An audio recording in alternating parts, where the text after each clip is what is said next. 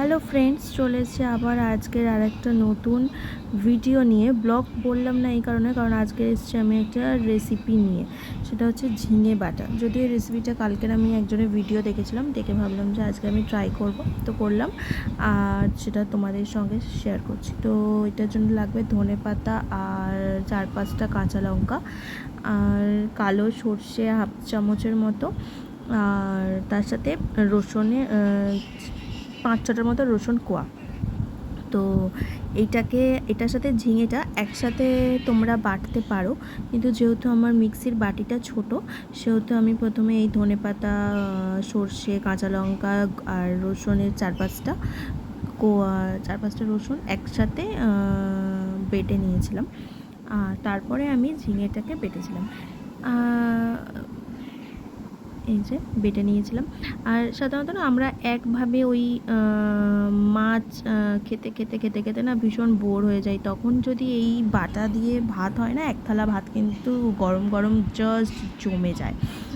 আর আজকের আমাদের সেম সেটাই হয়েছিল, জাস্ট জমে গেছিলো খাবারটা। এবং তার ওপর মিস্টার দের শরীরটা খারাপ, জ্বর, তো সেই জন্য ও বলছিলো যে ঝাল ঝাল কিছু করনি, তার জন্য। আর দেখো ঝিঙেটা একটু খোসা রেখে রেখে কেটেছি, এইভাবেই ঝিঙেটা কাটতে হবে। আর হ্যাঁ, তো মিস্টার দের যেহেতু শরীরটা খারাপ, তো বললো ঝাল ঝাল কিছু হয়নি, তো তার জন্য এলাম যে দাঁড়াও, আজকাল একটা রেসিপি দেখেছিলাম তো ওটা করে দিই। আর ঝিঙে আমার ঘরে থাকে, কারণ ইনি বাজার করতে গেলে খালি ঝিঙে নয়তো পটল এইগুলোই দেখতে পাই, এগুলোই নিয়ে আসে। তো এই যে ঝিঙেটাকে বেটে নিলাম। আর ঝিঙেটা যখন বাটবে তখন কিন্তু কোনো রকম জল কিচ্ছু দেবে না, জল, কারণ ঝিঙেটা বাটলে না এরকম পাতলা জলের মতনই হয়ে যাবে। আর আমার বাবুও খেয়ে বললো যে মা দারুণ হয়েছে খেতে, ও এটা দিয়ে ভাত খেলো।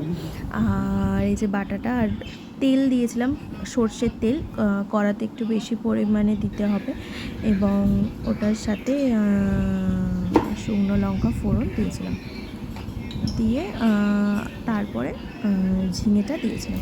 তোমরা চাইলে দুটো একসাথে বেটে নিয়েও তোমরা করতে পারো, সেটাতে কোনো অসুবিধা হবে না।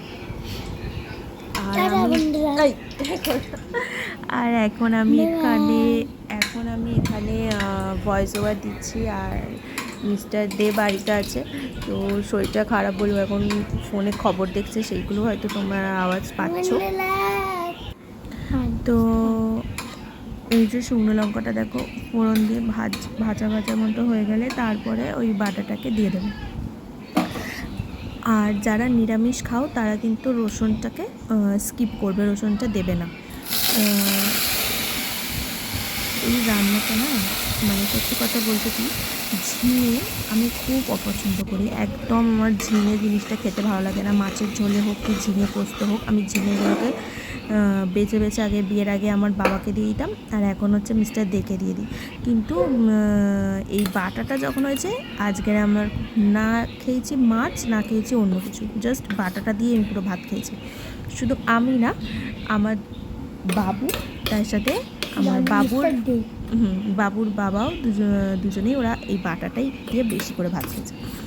তো এই যে দেখো, এবার ধনেপাতা বাটাটা দিয়ে দিলাম, দেওয়ার পরে অনেকক্ষণ নাড়তে হয়েছে। আর হ্যাঁ, এই সময় কিন্তু গ্যাসটা প্রচুর নোংরা হবে, তার কারণ হচ্ছে এই যে নাড়তে হচ্ছে, তো নাড়তে নাড়তে যে ফুটে ফুটে যেগুলো পড়ছে না, তার জন্য।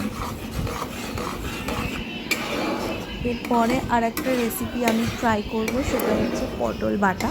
তো ঘরে অনেক পটল আছে, তো তার জন্য পটল বাটাটা রেসিপিটা আমি ট্রাই করব, তারপর আমি তোমাদের সঙ্গে শেয়ার করবো। যদি বাজে খেতে লাগে না, তাহলে আমি একদমই করবো না, আর যদি ভালো খেতে লাগে তো অবশ্যই শেয়ার করবো।